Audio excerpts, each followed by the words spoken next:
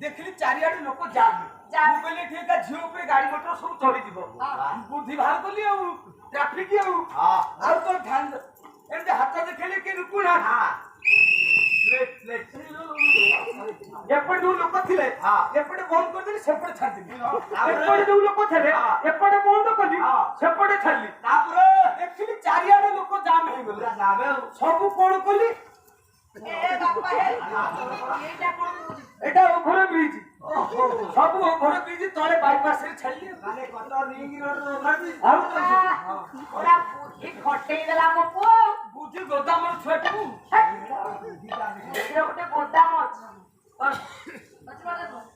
अरे मो छप्पन राजा